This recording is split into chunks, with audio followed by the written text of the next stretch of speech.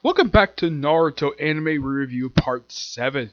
This will be Konoha Crush, covering episodes 68 to 80. Yes, roughly a 13 episode arc. The arc picks up exactly where the end of the last arc left with Gaara screaming, because of pain. So apparently, meanwhile though, outside of the village, we see a bunch of sand ninja just making a summoning circle. Yep, what are they summoning? A giant basilisk snake. A three-headed snake, mind you. What purpose? And they basically ally with a sound ninja. What's the reason for this? Destroying the Hidden Leaf Village. Oh yes. And apparently the way it is like, oh, this attack comes completely by surprise. Yep. So Gar, who they say is the key to this, has his wound treated, so he gets away and Sasuke chases after him. Meanwhile, though, Kakashi sees that the entire crowd has put under genjutsu. The only people who are not put under this genjutsu are, and this is revealed at the very end, himself, Mike Guy, Ashima, Koronai, and this is in the stadium, mind you. And let's see, and Sakura. Yeah, Sakura is able to use release because it's also revealed that Kakashi taught her genjutsu, so taught her release. So it's like, okay, we need to make up Shikamaru and Naruto. And Sakura's like, but what about Ino and Choji? Well, they're out. Yeah, they don't do anything this whole arc. It's mostly just a handful. It's mostly all the adult characters doing a lot of the action. With the exception, now, it's mostly with the only kid characters, it's mostly just Naruto, a bit of Sakura, Sasuke, basically mostly Team 7, which Shikamaru, though with help from the adults. So basically, Kakashi's like, okay, I'll summon some help. Basically, we just Sakura, Naruto, Shikamaru, and Pachi, a pug. Yes, a pug. And then, of course, well, they use the release of Naruto. It's like, oh, what time is it? Of course, he's sleepy. And then they try using Shikamaru. And apparently Shikamaru released jutsu, so he basically jutsu is already asleep. So, Pochi's like, I'll bite his leg. He's like, ow! Yep, he bit his leg. And then, of course, well, Kakashi said, I think it was Mike Guy sent a sound ninja to the wall. So he's like, go through this wall and go find Sasuke and stop him. And try to figure out what Gaara's up to. And meanwhile, though, the sensei for the Sand sibling just has a stare down with the third round proctor. Yep, and by the way, these two do nothing. They just stand there, stare at each other. Don't know why. Just cuz. Meanwhile, though, the Kazekage finally reveals who he really is. It's Orochimaru. Yep. And so he has his 4 bodyguards. Yeah, these are the 4 sound ninja who return for the Sasuke Retrieval arc. Which is the second to last time they appear in the series. They appear one time in the filler episode in the second half and during Naruto Shippuden. But yeah, they form a barrier. And basically we have a big brawl between basically Orochimaru and the third Hokage, which has some really strange things happen. Like we had the first appearance of the reanimation jutsu in this particular series. Yeah, the first time you see it. And it actually comes back much later in the series. Oh my gosh, they wait a freaking long time to bring back this jutsu. Yeah, that was used by a different person. They'll bring this back to the 4th Ninja War. But who does he bring back? Okay, it seems like he's bringing about 3 coffins. Who the third one was, the series never revealed it. Not even the manga revealed who the heck the third person was. Was the 4th Hokage? I highly doubted it because they later revealed he's actually trapped in a jutsu. So, it's not him. Who is it? The first 2 Hokage. Yep, he brought back the first 2 Hokage and used them as his own puppets. Yes, 2 people who have already died. The second Hokage died in the second Great Ninja War. As for the first, well, that's kind of a mystery when it comes to him. How he died, the series has never explained it. It's rumored he died when he was in his 80s, though he looks pretty good for being a teen. I think maybe because he was in his prime. But as for when he died or how he died, that's never been revealed. Nope, never has. All it is known is that the second Hokage, believe it or not, it's actually his brother. Yes, it's his younger brother who succeeded him as Hokage when he retired. And he was known for wearing this red armor they show off in the series. The second Hokage basically was known for wearing blue armor. And he's the one who appointed the current Hokage at this point.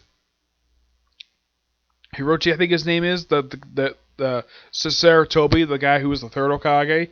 He appointed him as Hokage.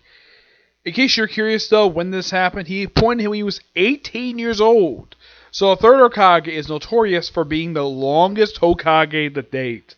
It's similar to what they did with FDR, where he was Hokage for a long time.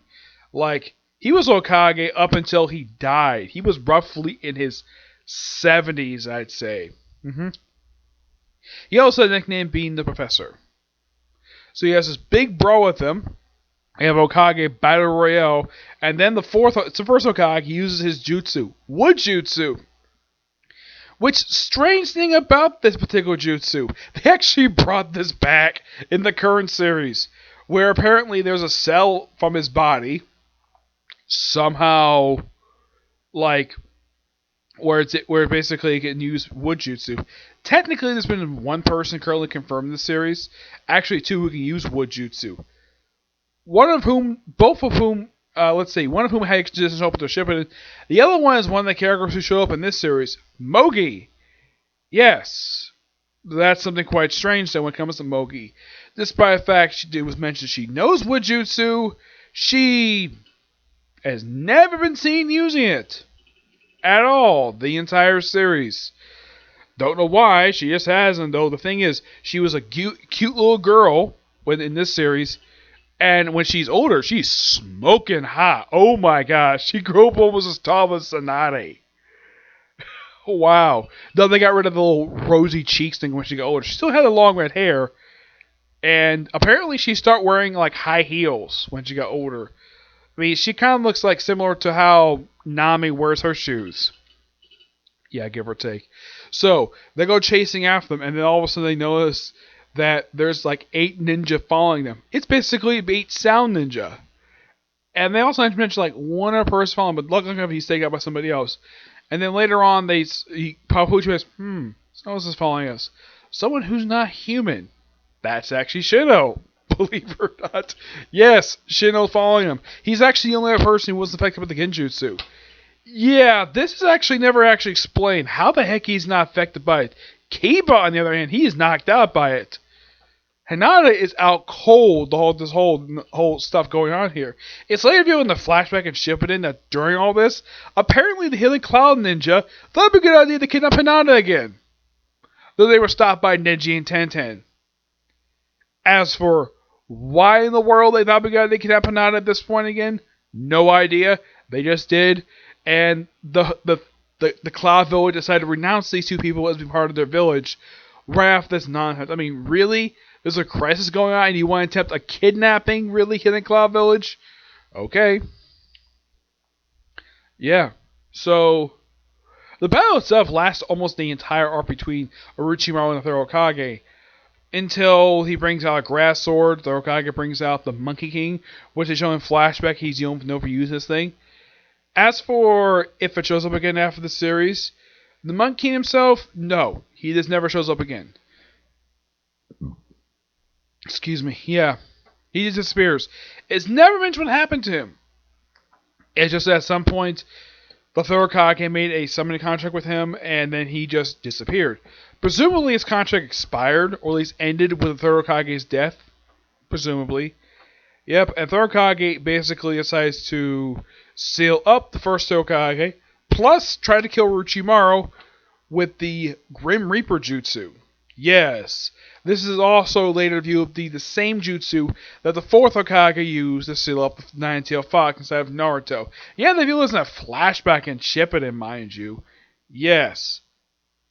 Though they also explain what was the purpose of the Nine-Tailed Fox attack. Yeah, they actually explain what actually was going on during that. Yep. Oh, what brought it to the village? Yep. So basically, he gets stabbed by this grass sword that Orochimaru just basically pulls out of his throat with his tongue. Yep. Brings out this grass sword. Where the heck got this thing? Never revealed, because after this arc, this sword is never seen again. Yeah, it's never specifically revealed what happened to this sword. It just disappeared. It's a cool looking sword, mind you, but never revealed what happened to it. He gets stabbed in the back with it, though he at least takes time to make sure that the Grim Reaper decides to pull a little bit of Orochimaru's spirit out. But he's like, okay, he has barely any chocolate left. He's like, okay, I don't have chocolate to kill you, but I'll do something even worse. I'm gonna take away your ability to use jutsu because you're so obsessed with it. And he does. And his arms turn purple. Yep. And in case you're curious though, does this get undone in the next couple arcs? Nope. This is actually never undone until toward the end of the actual series. Yeah, Orochimaru can't use jutsu for the rest of the whole franchise up until toward the end of the series. That's when finally it's undone. When this juice was undone, mind you. So basically, yeah, and then Thorokage makes seals out of himself, and he dies. Yep, Thorokage dies. After appearing in 3 canon story arcs, first appearing at the start of the series, and now he dies at the end of Konoha Crush. The official 3rd arc of the series, he dies. As for why in the world that he got killed at this point, don't know, because I don't think Kishimoto has ever revealed exactly why he decided to kill him off here for. I mean, it's an epic battle. But meanwhile, though, okay, we have is where we see what's going on with the school. They apparently know something going on, so all the women and children get evacuated. And once they're all basically taken care of, it's like, and of course, Sound and Sandage like, it's quiet. Too quiet. Where the heck is everybody? And then once the signal is given that all the women and children are safe, that's when everybody starts beating the crap out of the Sand and Sound Ninjas. When you have Heshi Hyuga basically by himself takes out like 20 of these guys in less than a minute with his rotation. Yep, we also see the fathers of Ino, Choji, and Shikamaru, who actually made a debut at the end of the previous arc of the shooting exams. Which, by the way, all of them look exactly like their children are all spitting images of them, though Ino's basically like a female version of her father. And they all tend to poke fun at him for having a daughter compared to having a son. So they refer to it as the classic Ino-Shi-Cho formation. Yep. And meanwhile, though, Shikamaru takes him to Sound Ninja by himself, despite the fact he has not fully recovered his chakra from battle with Tamari. So he's like, okay, he goes over for a while, and then he's like, okay, where's the other one? And then Ashima shows up. Yep, Ashima's here. Helps out Shikamaru. I'm surprised he didn't make these people dance. Yeah, I'm like, damn, he's able to use a Shao. Of course, he refers to it as Shao Possession Jutsu. Not, like, his father still refers to it as Paralysis Jutsu. He refers to it as Possession Jutsu because he likes it better. I think it's a better name than Paralysis Jutsu. And then his father was like, I'm going to use my next step. How about Shadow Strangulation Jutsu? Which is shadow of a hand goes up this Sound Ninja's neck and squeezes it, snaps it. I'm like, okay, they gotta then show that. It would have been kind of disgusting to show a man's neck being snapped by a freaking shadow. Yep. And of course, well, they have Jiraiya take out the giant snake, referred to the intimidating Chi-Chi as Little Ichi. I thought that was kind of hilarious. I'm surprised no one actually poked fun at him for that. It's like, it was like, Little Ichi? And he's like, don't call me that. Only he can. I thought that was so funny. And that's Jiraiya's only appearance in the Konoha Crush arc. He does, aside from taking out the giant snake, he does nothing. The snake itself also took out part of the wall. Yep. And meanwhile, though, Naruto has catching up with Gaara, though we have Sasuke briefly bowing to Tamari, which doesn't involve him killing her. He still has plenty of chakra, so he starts chasing after her. And then, of course, Kankuro gets his turn because he never actually used any of his chakra, so he's perfectly fresh. And then Shino shows up. And Sasuke asks the obvious question. How'd you know where to find me? And he's like, simple. I planted a female beetle on your ninja headband. He's like, okay. You go chase after Gara. I'll handle him. He's mine. I did not get you actually got a chance to fight your opponent. I didn't. He's mine. And the battle itself lasts for about a couple episodes. It's a really cool battle.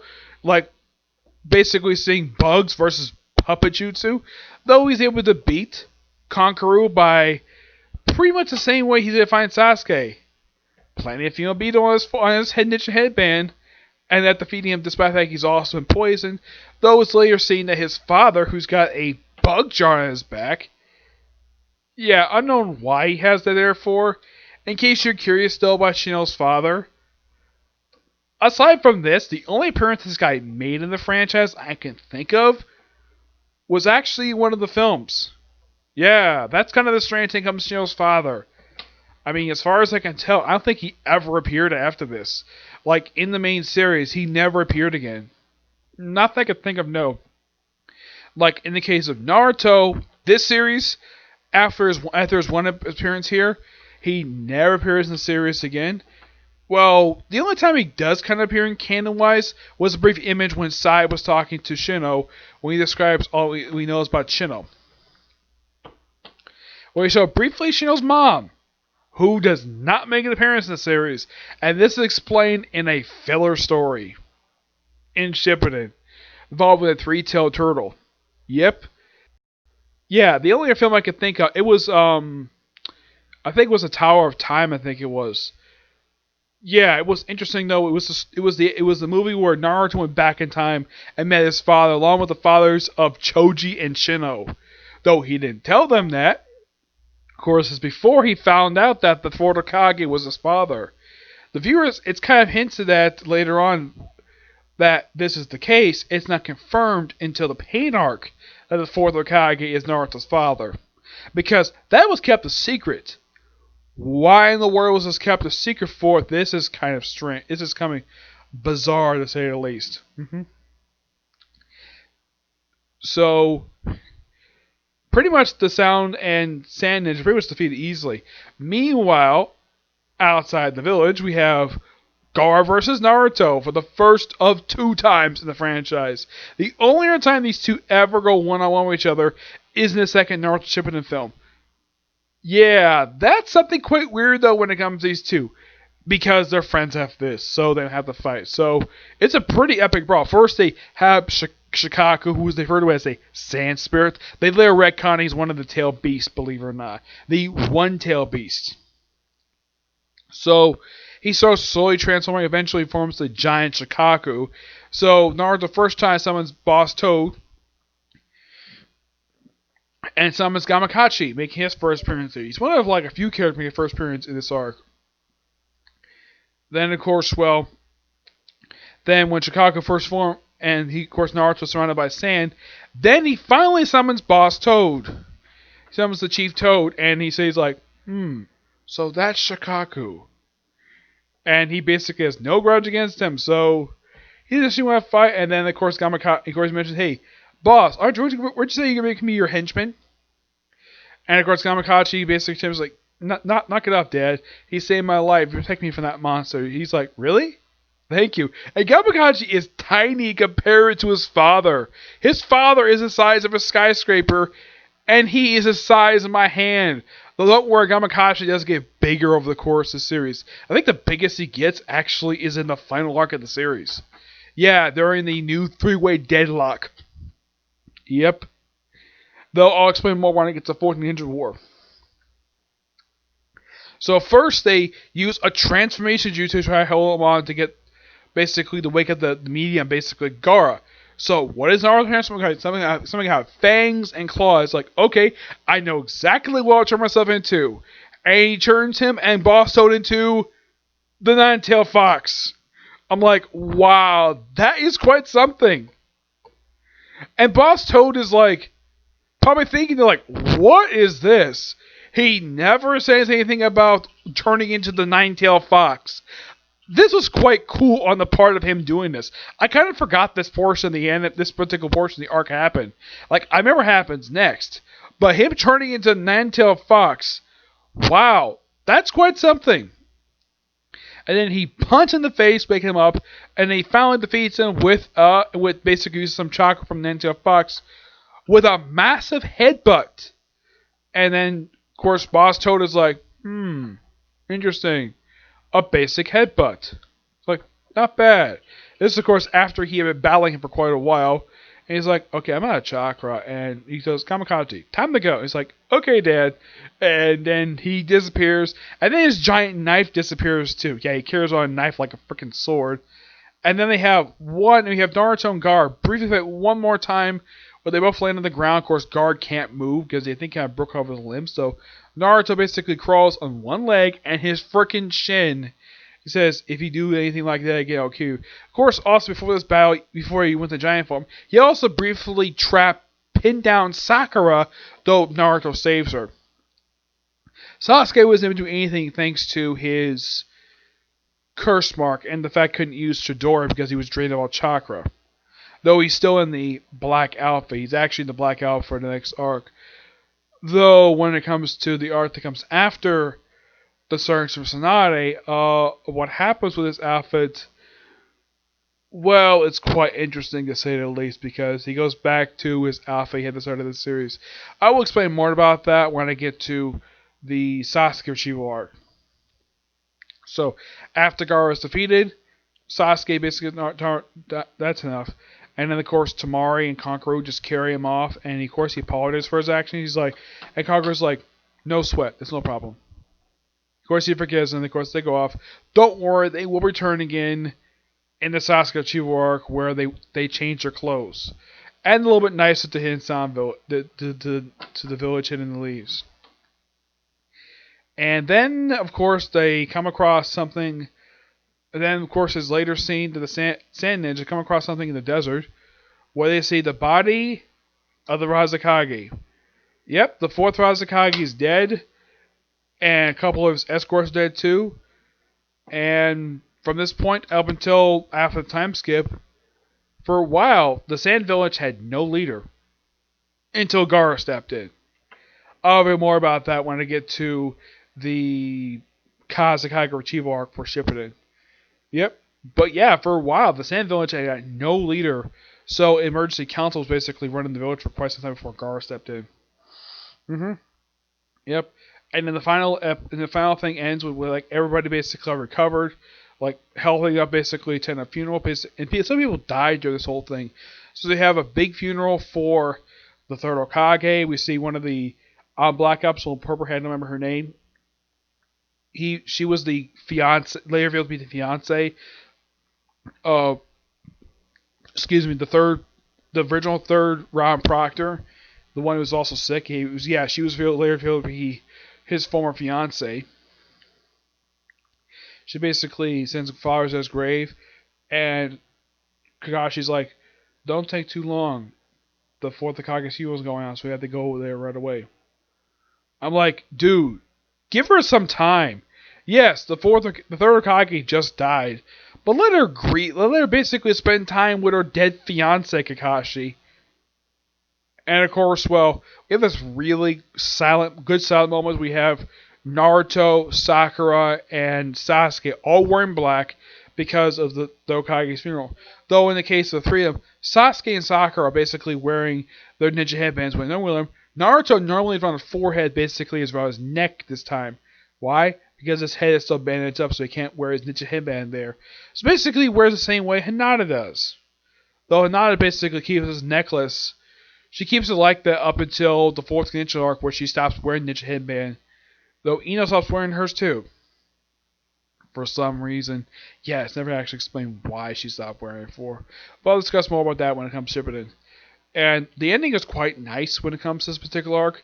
It's just silent. And we also see the first appearance of the two advisors. Yes, these two idiots. Why do I refer to them as idiots?